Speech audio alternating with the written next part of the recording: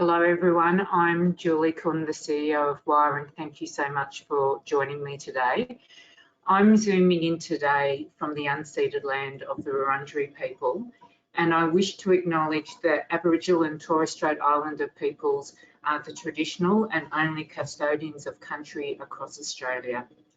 Aboriginal and Torres Strait Islander people continue to maintain their wisdom and rich culture. They're the oldest continuous culture on the planet, despite having experienced genocide, dispossession and colonisation. We recognise their continued connection to land, waters and culture, and pay our respects to their elders past, present, and any First Nations people that may be joining us today. Sovereignty has never been ceded. This land always was and always will be Aboriginal land. I'm so glad that all of you could join with us today. And I am going to be the MC of the event. I want to start off by saying that WIRE and Good Shepherd Australia New Zealand are very proud of this resource we are launching today. The Lens on Hands-on and Intersectional Guide to Financial Capability is a practical tool and will assist in the development and delivery of women's financial capability and wellbeing programs by drawing the sector's attention to the value of lived experience and intersectional thinking. The work builds on WIRE's work in financial capability. In this guide, intersectionality is described as a lens or a thinking tool used to better understand how power and structural barriers can impact women and their financial wellbeing differently. 9 principles and 3 tools are provided to help practitioners take a hands-on approach to intersectionality when we design, adapt and deliver programs. It is written clearly and provides a step-by-step guide on how these 9 principles can be applied. Women with a variety of knowledge, skills and experiences, passions and beliefs came together to create this guide. This guide would not have been possible without their contribution and expertise. At the core of the Women's Financial Capability Project is a co-design practice with both lived experienced advocates and professional partners. The project partnerships allowed us to collaborate with excellent organisations who directly work with women who experience economic marginalisation and have a long record of outstanding work enabling financial capabilities. These partnerships enhanced the projects with generous knowledge sharing and prevented the project from reinventing the wheel by working together to build upon best practice financial capability expertise and programs. We are happy to work along such great organisation with a shared goal of increasing financial capabilities and economic security for women. And I just want to say which those organisations are. And it's the First Nations Foundation, the Brotherhood of St Lawrence, Financial Counselling Australia, along with our other partners, Good Shepherd Australia and New Zealand, and Women with Disability Victoria, who you're going to hear from today. We thank them for their contribution, not just for the Lens on Hands-on guide, but to the greater Women with Financial Capability projects. I also want to thank Rachel So for her dedication to these guidelines and understanding their importance, and Catherine Connolly for her passion and oh so fabulous project management skills.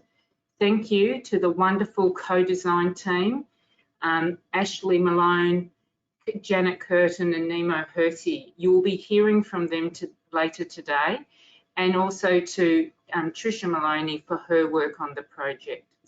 I'm now, without further ado, I'm going to introduce Gabrielle Williams, Minister for Aboriginal Affairs and the Minister for Prevention of Family Violence and the Minister for Women. Minister Williams has been a tireless advocate for women and has been an active part in promoting a gendered and intersectional lens to financial wellbeing. She is a great friend to WIRE and Good Shepherd.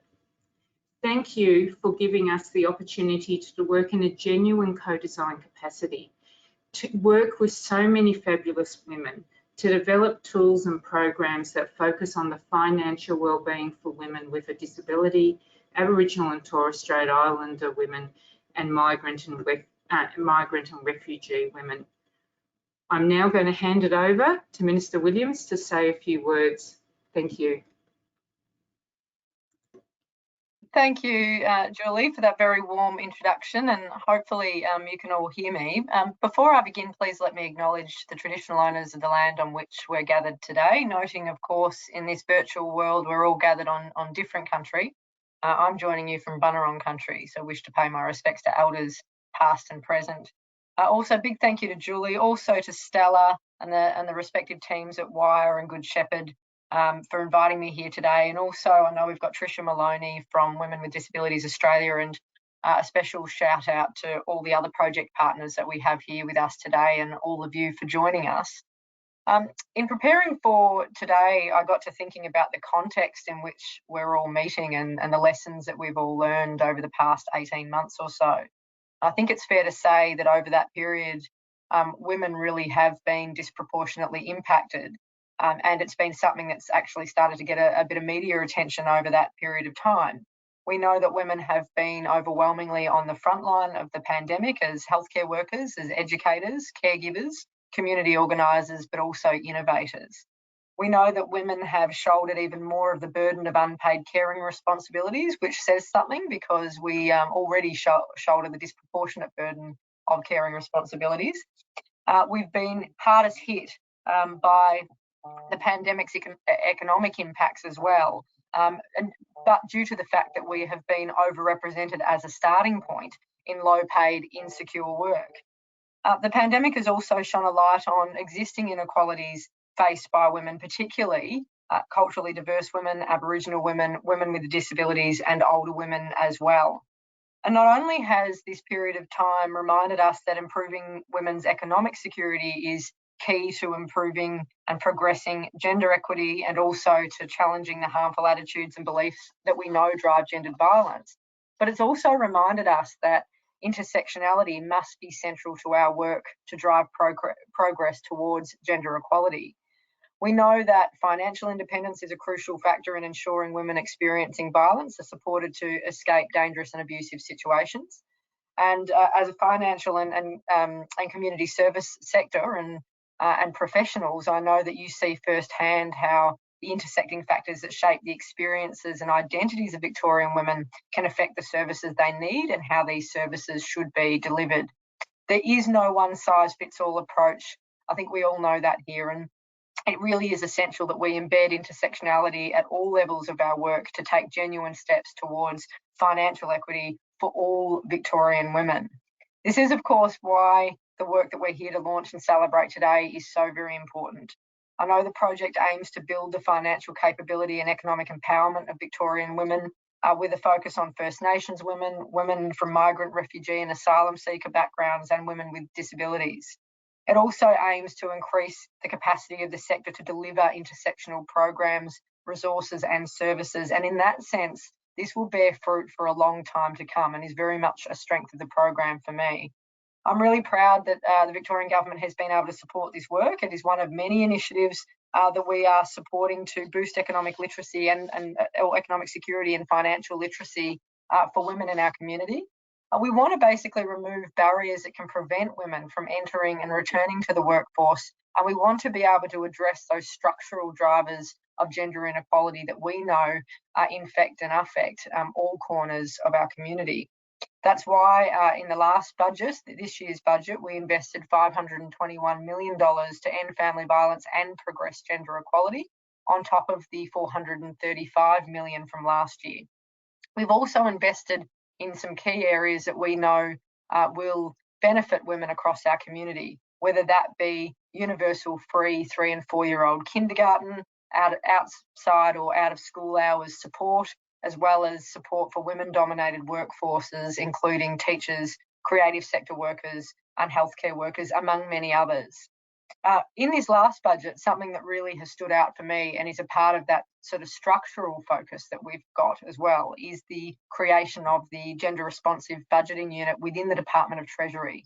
And we hope that this will ensure that the gendered impact of decision making is considered and well understood and addressed through budget processes, not only now, but well into the future, so that we're not inadvertently making decisions which disproportionately and negatively impact women in our community. We know that there's a lot more to do, and we're committed to driving the change wherever we can, but as always, we can't do it alone. We always do it in partnership. And I'm very grateful for the partnership that we enjoy, not only with our host organisations here today, but with all of you, those on the ground, making sure that this work is really bearing fruit and kicking goals for those who need it most. And I think it's also important to highlight that, and I've touched on it already, but we don't have just a short-term focus. We have to look at change that is lasting and persistent, and we have to look at continuous improvement. We know we can't afford to be complacent with the gains that we make, that they can very easily be stripped back, and I think the pandemic has taught us that as well. But it's also given us an opportunity, because if we're in this point in time where we have an opportunity to rebuild the world and rebuild economies, why would you rebuild it with the same inequities that existed before the pandemic hit? We have an opportunity structurally to start addressing those issues and those inequalities in a way that will serve us all better for a long time to come. So let me finally say a big thank you to Wire, to Good Shepherd, and all the project partners for your sector-leading work to address barriers to women's financial security and financial capability into the future. I look forward to continuing our shared work and pursuing our shared priorities, building women's economic security to advance gender equality here in Victoria for this generation and for all future generations. And we owe you a great debt of gratitude for your passion and enthusiasm and the energy that you pour into this work, and for the guidance that you ultimately give governments to ensure that we too are doing all we can to meet those same objectives. So thank you. Thank you so much, Minister Williams. And I know it's sounding a bit like the Mutual Thank You Club right now, but I am so grateful that we have a state government that is prepared to look at systems when we're talking about financial capability and not just blame the victim for not having enough money and understanding what financial capability truly is in all its dimensions. So thank you. I'm now going to have the great pleasure of introducing Stella Avramopoulos. She's the CEO of Good Shepherd Australia and New Zealand. Good Shepherd has been a vital advocate for people experiencing financial hardship for absolutely decades.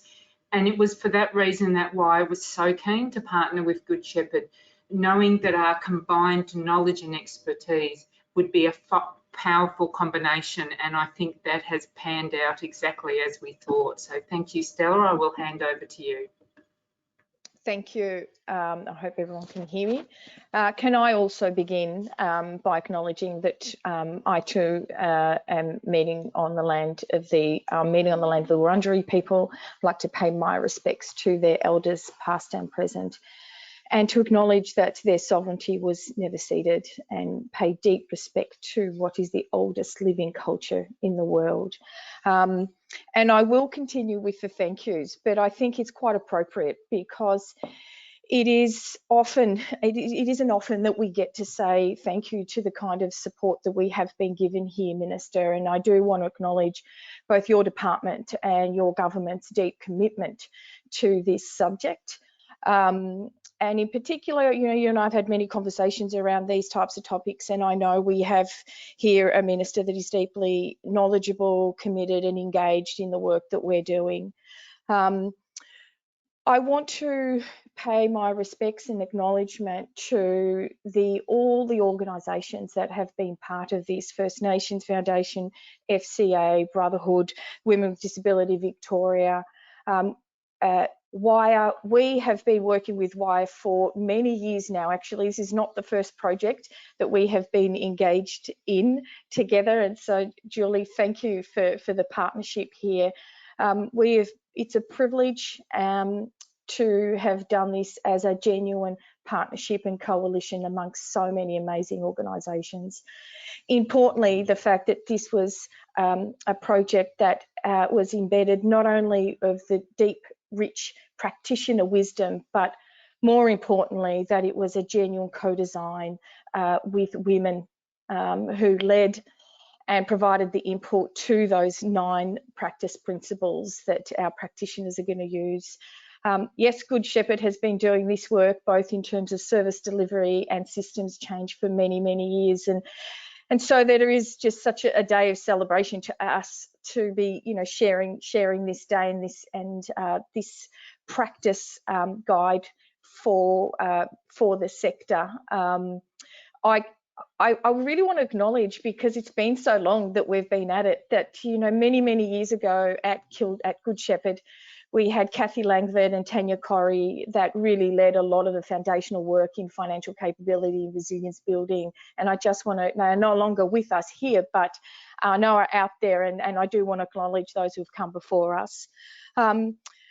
My hope for a document like this is that it really provides the guidelines and the emphasis for those frontline practitioners to provide the environment and the safety to welcome and respond to women, culturally diverse, disability, First Nations people who for so long have experienced so many barriers to accessing services that they are entitled to. And my hope and celebration with everyone here is that finally we have disrupted some of the systems and services to actually making it a real possibility that women are seen and heard and feel safe in accessing services that they are entitled to. Thank you to everyone involved, and we really look forward to you downloading the document and sharing it amongst your workforce. Thanks, Julie. Thank you, Stella, and I'm sure we will be collaborating in the future as well. I now want to introduce Nadia Mazzio. Nadia is the acting CEO of Women with Disabilities Victoria. WIRE has enjoyed a close relationship with Women with a Disability Victoria for many years. And through that partnership, we're always learning more about ableism that exists and its impact throughout Victoria and its impact on women with a disability. And I think it's fair to say that without the support of Women with Disabilities Victoria in this project, this guide would not exist. So it is with great pleasure that I hand over to Nadia. Thank you, Julie, and I'm going to start the same way as everybody else. I hope everybody can hear me. I too would like to acknowledge the lands that I'm calling from. I'm calling from Wurundjeri land, and also acknowledge that land was never ceded, acknowledge the contribution that elders past, present and emerging have made and are making to our world. I, as Julie said, I'm the actual acting CEO of Women with Disabilities Victoria. I was involved at the beginning of this project, and now I'm involved at the release of this guide, which is really exciting. I'd also like to acknowledge the presence of Minister Williams and acknowledge her belief in the work that WIRE, Good Shepherd, Brotherhood of St Lawrence and Women with Disabilities Victoria have done to produce this guide. The lens on hands-on guide was obviously developed to improve financial capability of women in marginalised groups such as women with disabilities, and support organisations to be more inclusive of particular marginalised cohorts in the development and delivery of financial capability programs. We know that women with disabilities are often underemployed and experience a much higher rate of unemployment than women generally. We know that this leads to economic disengagement and a lack of economic security. And we also know that women with disabilities often are denied access to what everybody else has, and that is their bank accounts, and this does impact on their financial capability. The guide As has been stated, the guide offers 9 principles that are to be considered in program delivery, and one of my favourites of these principles is consider access at the beginning of your project. If you are delivering a project, constructing a project, running a program, you need to think about access at the beginning. Do not consider it at the end. Do not consider it halfway through, because it becomes a bigger issue. It becomes more challenging to do this. So the guide is a really good tool to teach organisations and to show organisations about how inclusion at the beginning of the projects and at all aspects of the projects, including, for example, co-design, how the result is a much better and a much more inclusive project or program. I would like to particularly say that when Wire approached us to be part of this project, I was really excited. Firstly, because they saw the need for marginalised cohorts to be included to provide an intersectional approach to the development of the tool, and secondly, because we often talk to groups, to organisations about the marginalisation of women with disabilities and the lack of inclusion in programs, in project delivery. So I was really glad to see that Wire had thought this process through and considered women with disabilities as a cohort to be approached and included. We involved Tricia Maloney in the project, and also Ashley Malone, who will be shortly participating on the panel. So I'm really looking forward to hearing her views. Also, I would like to specifically thank our Experts by Experience group that we have within Women with Disabilities Victoria. It's a panel of experts that speak from their particular experience and their knowledge base, and are often consulted on by government organisations, health organisations and other community organisations to give input and perspective on the barriers that women with disabilities face when accessing whatever it is that they're consulting on, whether it be a health service, whether it be a program, whether it be other things that come up. They were consulted on a number of occasions to provide their invaluable input into this guide, so I appreciate the foresight that Wire has had, as well as the knowledge and expertise that women with disabilities, and in particular our Experts by Experience, added to the project. I'm really excited to be part of this launch. I want to let people know that whilst the guide will be available on the Wire website, we will also be providing a link to the guide from the Women with Disabilities Victoria website, and I hope that the attendees here today will look at the document, take on board all the amazing feedback and expertise that has been put into this document and use it to its full capacity. Thank you to Wire, thank you to Brotherhood of St Lawrence, and thank you to Good Shepherd Australia, New Zealand, also for their input into the document. Julie, congratulations, and I'll now hand it back to you. Thank you so much, and Nadia, I think you're so right. Accessibility should never be the cherry on top, it's the whole box and dice, and always should be. So thank you for highlighting that. I'm now going to hand you over to the chair of our panel today and put you in some very safe pair of hands in Lisa Proud. Lisa is a dancer, performance artist, life model and public speaker from Melbourne. She performs with the Weave Movement Theatre and is a member of the Raucous Assembly. In her other life, she's a mother of 4 adult children and has 1 son-in-law. I'll hand it over to you, Lisa.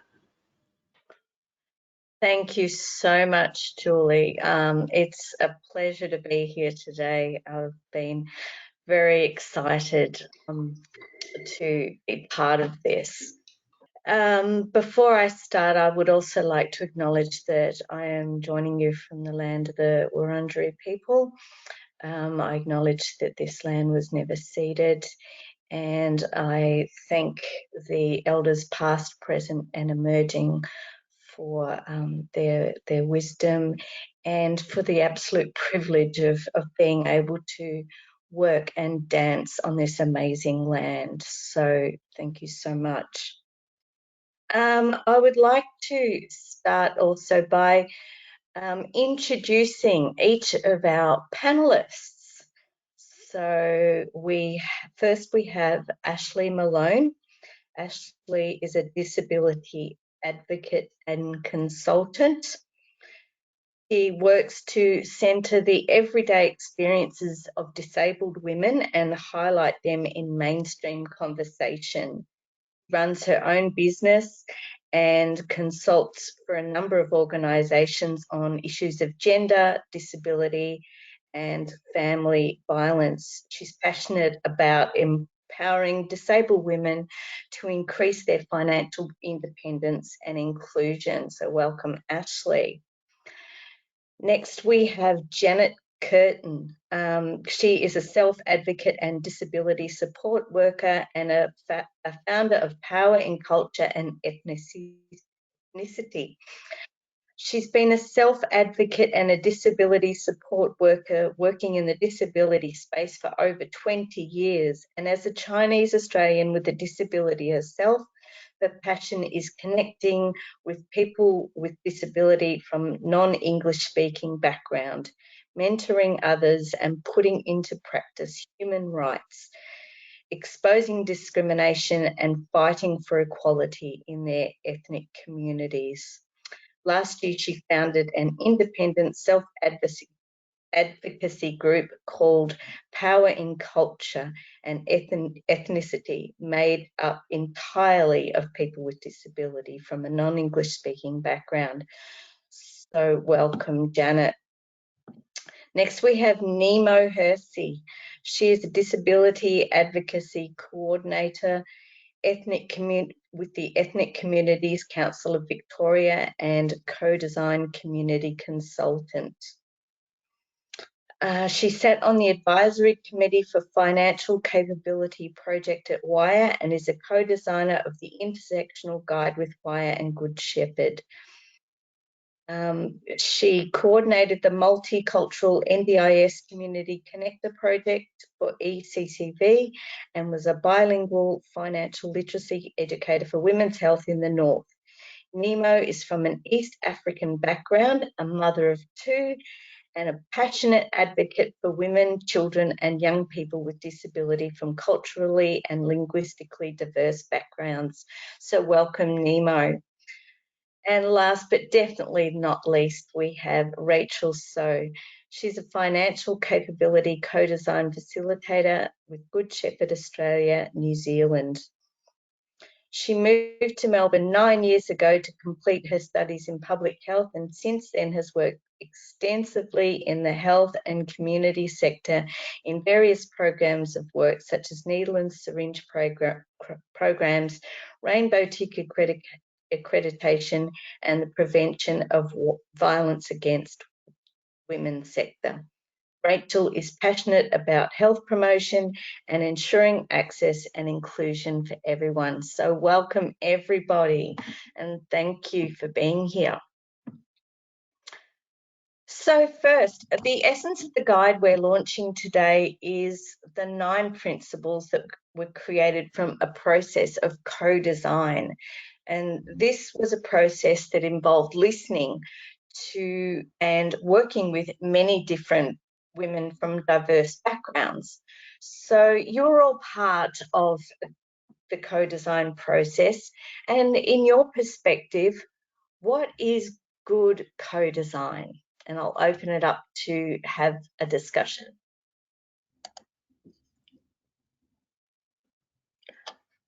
I think Go, before Jen. that, I wanted to check, is everyone in the panel unmuted?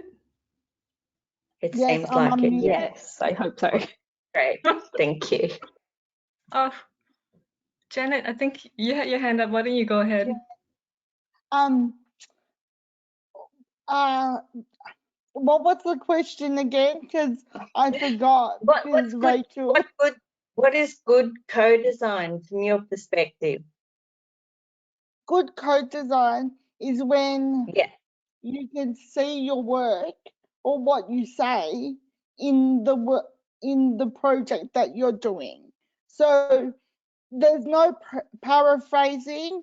That it's from you, and you're collaborating with lived experience women with disability. Great. Does anybody else have anything to add? I absolutely agree, Janet. It is such a collaborative process. It's obviously not a process that has any tokenism in it, and it's not a box ticking exercise. And it's a process that it really should start from the start and continue through the process to the conclusion. It's lovely to be involved. I've done a lot of co-design, and you go through I suppose the emotional labor, and you have these really amazing discussions, and then you don't hear anything about what happened, as a result of that work for 6 months or sometimes ever again. So it's really about also keeping in touch with your co-design participants and really, involving them. They are so integral to the project. And as a result of that shift in power, it's also about recognizing that co-designers can also be co-facilitators, which is so important when you're, targeting an audience like, for example, women with disabilities. It's so wonderful to see, people from that audience, people from your background presenting this stuff and really making that connection with you as a participant as well. So I think co-design can do so much more than just in the actual program development stage. Rachel, Rachel and Nemo. Totally It comes down to the nothing about us without us thing, doesn't it? 100%. It definitely does, Lisa. And I guess I'll jump in, real quick. So I feel like the term co-design, it's thrown around a lot, and I definitely struggled with the word being part of my position description when I started this role. And I guess to me, it started with recognizing that, you're in a position of influence, and, how are you going to use that position to determine the outcomes of that project. Right at the very start, when I first met Nemo, she asked me, how is this going to make a difference to the community that you're working with? To ask me that question and to recognize that I have a role in playing in ensuring that question gets asked to the people above me. I think that's kind of like how co-design works. It's recognizing our positions of influence and also recognizing that, there are power imbalances, and we need to see, if I'm not, part of a community that my program is targeted at, who do I need to work with, and how do I get there, and how do I get there equally? And I think ultimately it's a process. It does take time, like any team we work with, for a group of people to work together. And I think co-design is enabling the processes and conditions for everyone to participate equally. So yeah, that's what I think. What elements of the project were good to co-design? Can I jump in? I just wanted to note that during the project, we really thought about the principles, and the principles got developed as we were going through the project. So that was how we knew we were on the right track, because everyone was contributing, everyone was I'm speaking for myself here. Everyone felt safe to say what they needed to say, and everyone was on the same wavelength, and it was really good to appreciate everyone's different point of view, but the principles were developed while we were doing it, and we were like, we're doing thinking about access from the start. We're doing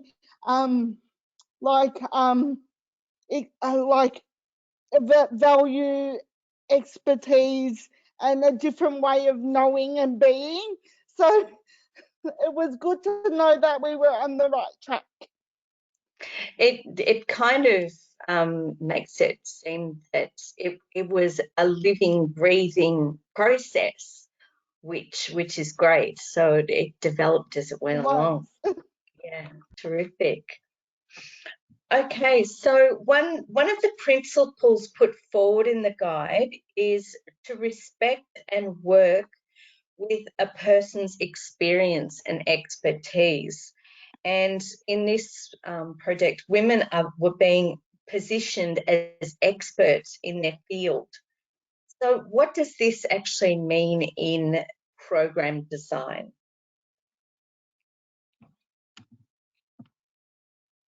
I think sorry if I might just jump in.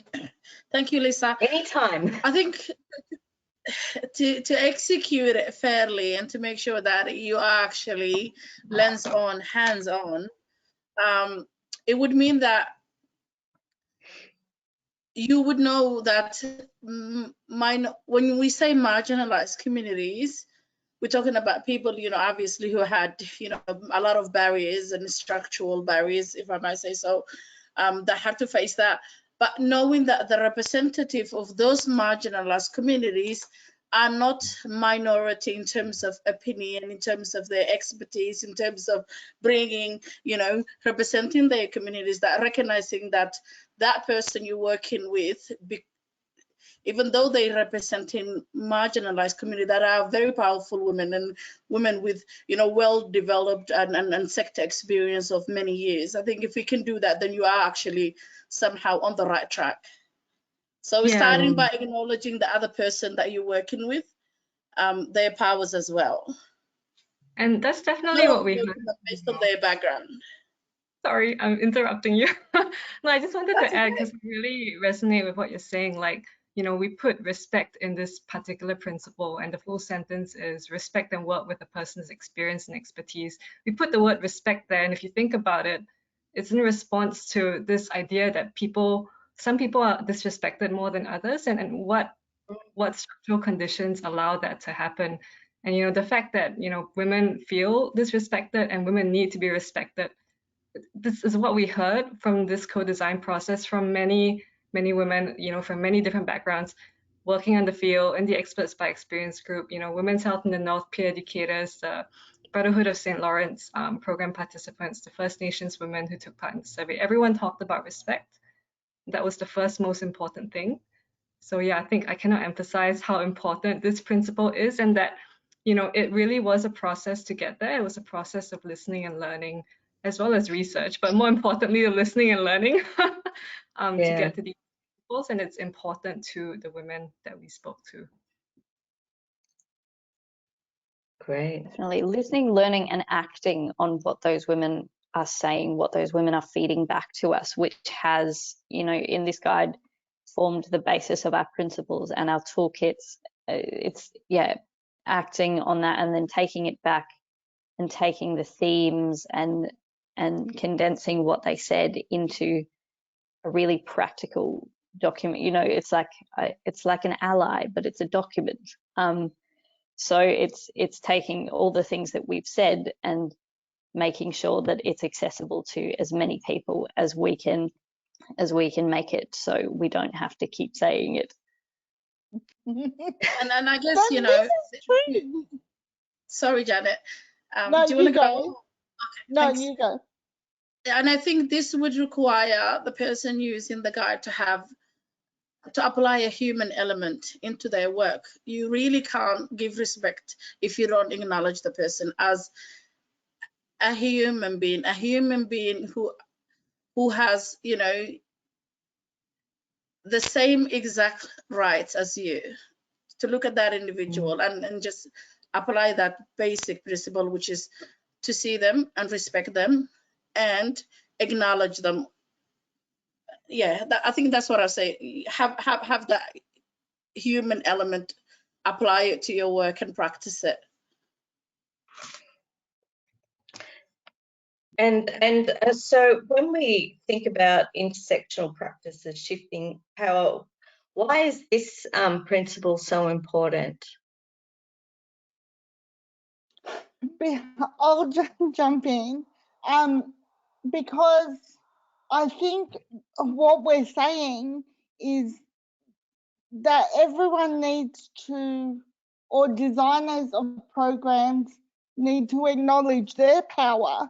And power isn't necessarily a bad thing if you use it for good intentions. So acknowledge the power and acknowledge what you can do with that power and use it to strip away the barriers for women with disability and use it to enforce your intersectionality principles. Yeah. And we certainly, I guess, if you don't mind me sharing, one of the first things, Ashley challenged me in terms of my own assumptions is when we were talking about who this guide is for, like this guide is for program designers, but who do you picture when you picture a program designer in your head? And, Ashley quickly said, well, women with disabilities are program designers as well. So when we create this document, we should be making a document that's accessible for everyone. So I think, just really recognizing that sometimes these assumptions are really entrenched, and it's not that, you're a bad person for feeling these things, but it's just based on what you're exposed to and your own experiences, and just having people around you to bring a different perspective is so helpful when you're trying to make something that's really meaningful. And I think I've certainly learned so much from all the people that have had these honest conversations with me and that have been articulate and have advocated for what's important. So thank you. Yeah, it's that listening is very, very important. And it was said before about one of the favorite principles or one of the ones that really captured their attention was asking about access from the start. And that's one of my things, that what's the point of tacking it on or having it as an afterthought. So it's not always done well in programs. So why is access from the start so important, and what does it actually mean? I could talk about access forever, but I'm going to try and keep it brief. I think it's obviously so important, because if you can't access a program, you can't participate. If you can't participate, then nothing changes for you. But I think also with access, people start a little too far down the line. People start at physical accessibility, which is really important. But if you go in with an attitude that isn't perhaps as accessible as it needs to be for your target audience, you're not going to engage with your target audience. There are unfortunately so many assumptions made about the financial capabilities of marginalized communities, particularly women with disabilities, that we have to work to break down before that those other areas of access are even on the table. And it's after those attitudinal barriers are broken down, it comes down to the fact that people communicate differently. Even people with the same disabilities may communicate entirely differently, and their access needs are fluid and very different, and that's really important. And then there are things that the pandemic has really highlighted, like digital literacy and digital access, and the fact that people may not be able to participate in your program because they don't have the skills yet to participate digitally, or it might be more of a barrier of they don't have a computer or a reliable internet connection. So there are so many aspects to access that are so important, and it's something that you have to get it right from the start. And it's so important to engage, you know, and this is where co-design comes in, because people will tell you if it's not accessible. We'll do it kindly, but we'll tell you, and that's where retrofitting access at the end is so much more difficult than doing it more holistically from the beginning. Nemo, you wanted to say something? Yeah, thank you so much. I guess, you know, like Ashley said, you know, it's not just the physical access, you know, that comes to mind at first. From a woman with disability perspective for myself, and a woman, you know, from an East African background, a Muslim women, and women with disability, like sometimes, and a professional woman who works in the sector, what access from the start means to me will be, you know, if the opportunity to co-design offers an equal platform to be as creative as I can be, you know, to not have to be exposed to, you know, to not be censored, you know, to just allow and be to represent those different identities in a manner that I think, based on lived experience and professional expertise, that fits, and you know, to get my real voice across. That's very important, to provide, you know, so program designers, so, you know, like spaces like Good Shepherd and Wire, they doing a great job. But, you know, for me, what it means personally is, as long as I'm not resorting to self-advocating for myself within a professional setting, then for me, access is being met from the start, right? Yeah. That's what it means to me personally and professionally.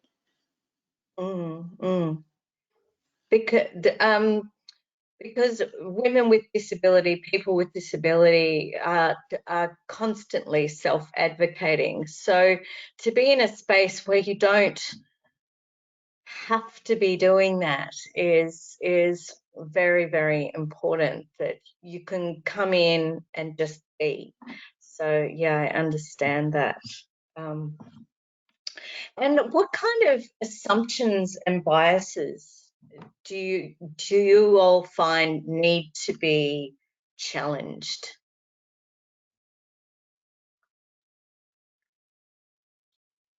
I think a big one for me is that there is an assumption that women with disabilities, you know, don't have a say in their finances, and there is that sort of passive element. And it would be remiss of me not to acknowledge that there are women in our community who do not have control over their own finances and can't make decisions, you know, are not permitted to make decisions about their financial capability. But like any other community where such a spectrum, there are people who are incredibly capable but just need some guidance, and there are also people in our community who are incredibly financially capable and are, you know, more financially capable than many non-disabled women. So it's definitely a spectrum, and that's certainly came through in the co-design process. That was one of the biggest assumptions that you know, our co-design participants were just so frustrated by.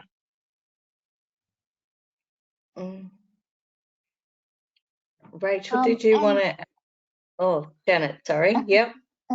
And Lisa, I just wanted to say an assumption that I think lots of women with disabilities have to face is the assumption that people need to save us, that we don't really know ourselves, and we really need to be guided through financial capability. But a part of the guide is to work transparently,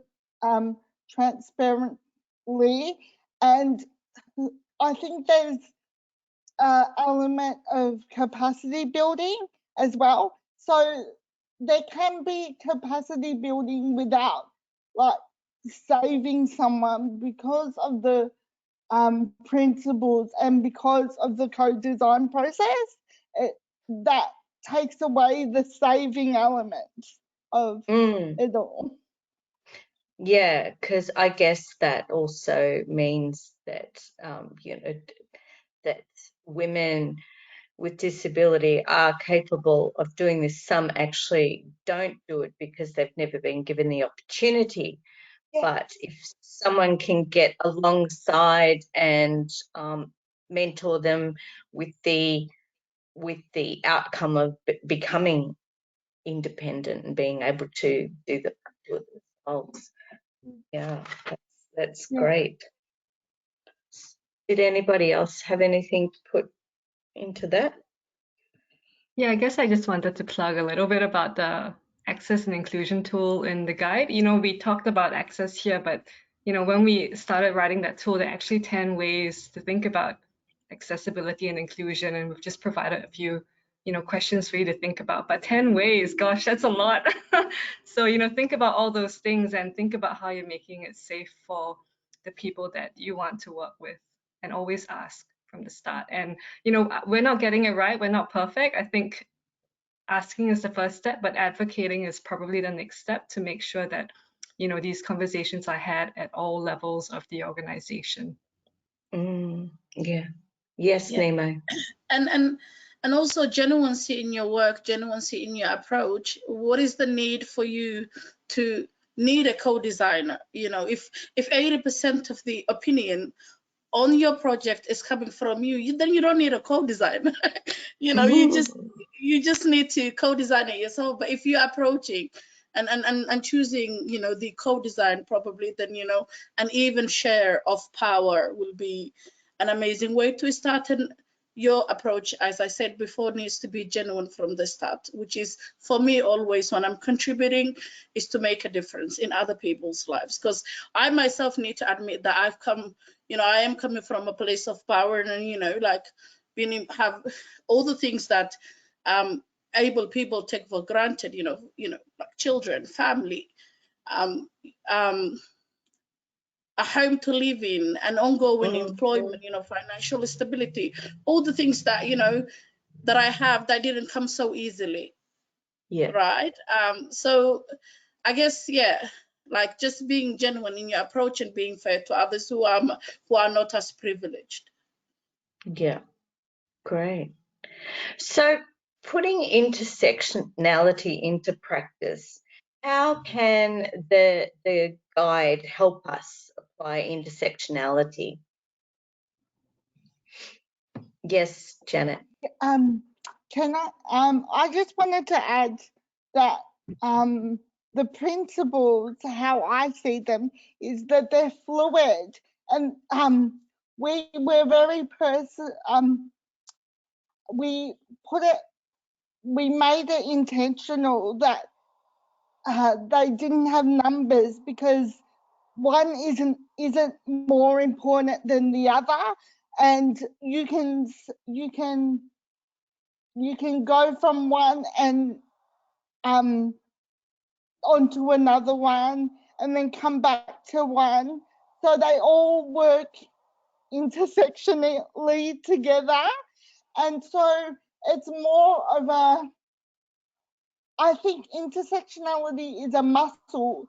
So the more you do it, the more natural it is, but it does need to be intentional, because there are clear ways of doing it, and that's why the guide was created. Yeah. Exactly. And Because that's I how guess yeah. You go, Ashley. Sorry. Sorry, Ashley, your turn. No, you go. No, Rachel. you go. I can't remember what I was going to say now. Shall I go then? I guess, yeah, Please, just learning from my experience starting on this project, you know, I was quite uncomfortable talking about power. Maybe it's my background, you know, in Singapore, we don't challenge our government very much. We're starting to now, but, you know, like I was really uncomfortable talking about power. And I guess, you know, I've held that for a long time, but like Janet said, I practiced this muscle. I had to do this project. So I practiced it every day, and literally it's just asking yourself, like, a question: are you valuing different ways of knowing, being, and doing? Are you challenging fixed mindsets, including your own? Are you respecting, like every time when I was writing this guide, I would ask myself, am I doing this as I write this? Am I being biased as I write this? So just using the guide to ask questions and start conversations. I think it really depends on the environment you're in and how open people are to different ways of doing things. So I think, just take the guide and start where you're at, and don't be afraid to take small steps forward.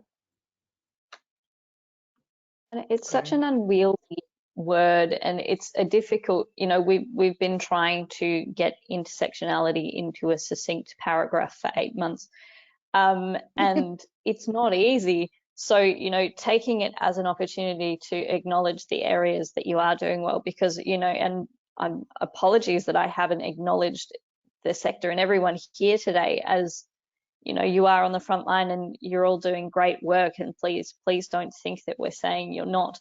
And so this is an opportunity to find those areas and go, yes, we're doing this well. We need to focus more here. We need to put more emphasis on these small things, and use the guide and use the principles and the prompting questions to kind of give yourself a bit of an idea of where you are, and then perhaps where you need to think about heading next. So then that's a good segue into the one thing that everyone can do to put intersectionality into practice. If you'd each like to share that. Ashley, you've said. Nemo, what is one thing that everyone can do to put intersectionality into practice? I guess I think you would have to exercise all the other principles to put intersectionality into practice. That's one thing you must do. They all work together really well. If you use it correctly, and like I said before, apply a human element to your work, then you will be somehow practicing intersectionality and put it into practice. Janet, did you want to say something? Yeah,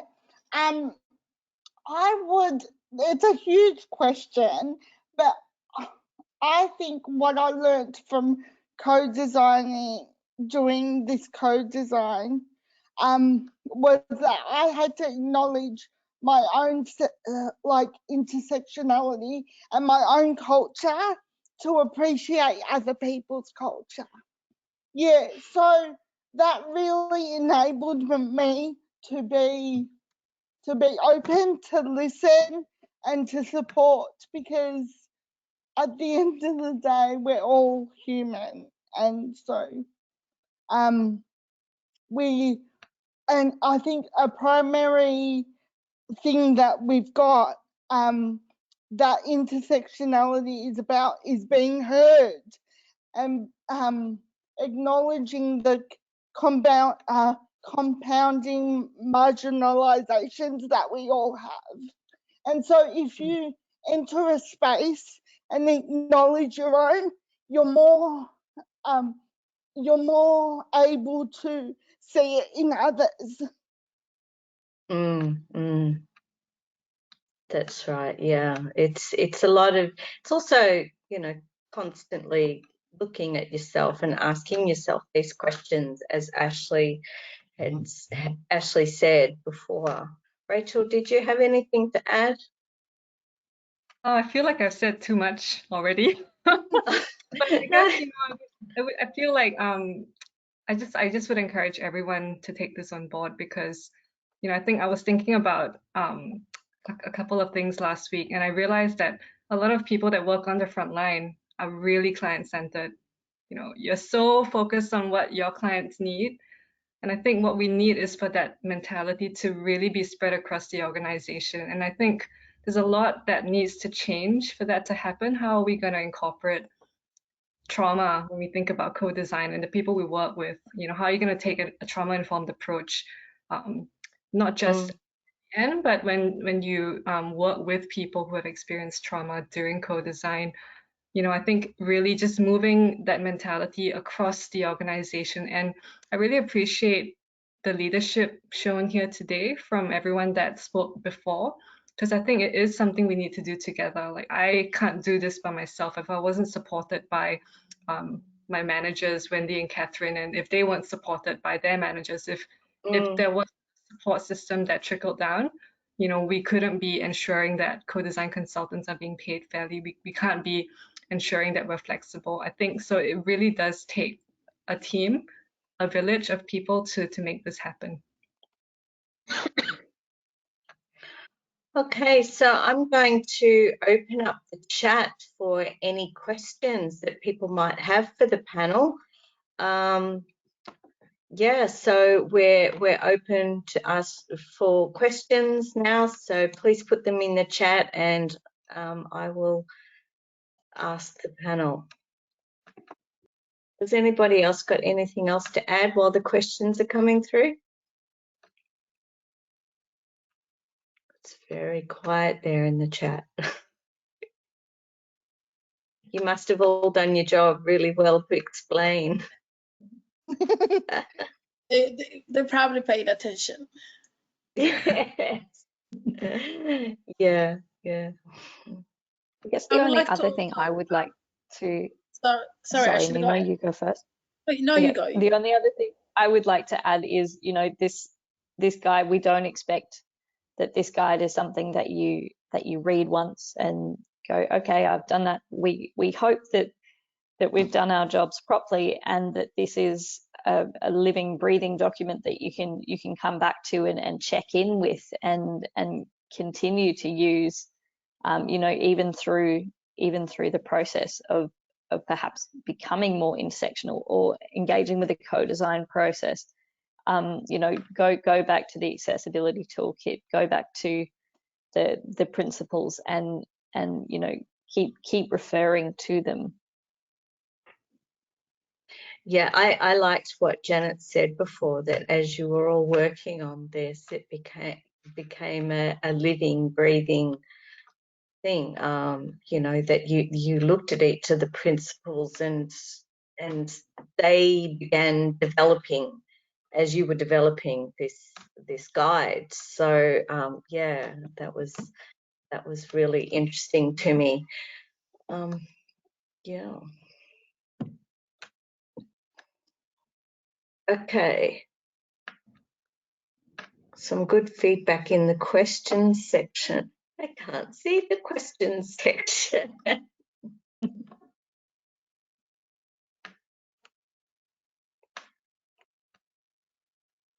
Okay. Okay, so I've got a question here. It says, hi, I'm wondering what checks and balances you put in place to ensure that you are aware of and minimizing your own biases. Who would like to answer that question? Rachel perhaps might be best place to start that one off. I don't want to throw you in the deep end, Rachel, but... Yeah, no, that's a really good question. I unfortunately don't have, I guess, a template for you because I think it was the first time I was involved in this process, and it was quite organic and fluid. So I think if you think about having regular meetings with people and constantly having honest conversations to make sure that you are including people throughout the decision-making process, for me, those regular catch-ups and those the ability to have those conversations as equal members in the team, that was, I guess, one of the ways we checked each other. I think there is more you can do to put that into a structure, and I definitely look forward to hearing from people that have ideas about that. You did focus a lot on power and the different ways that you can, acknowledge your own positions of power or disempowerment and biases in the prompting questions as well. So, when you download the guide, do go back to those sections and sit with those questions for a while, and hopefully through the process the answers will become clear to you. Great. Okay. Just bear with me a second. I'm looking at the, yes, Janet. I was just going to say that another thing I was very conscious of when thinking about the principles is thinking about the most marginalized people, and when we think about the most marginalized women, we often are like it often opens up accessibility for everyone. So if you think of the sort of the least heard and hard to get to person, and then you apply that in a co-design program kind of way, you kind of include everyone then, and that's wonderful. When you put those people first, that's when it works. Another question is, what are the best pathways for people with lived experience to engage with organisations? Is it through known contact or by general invitations?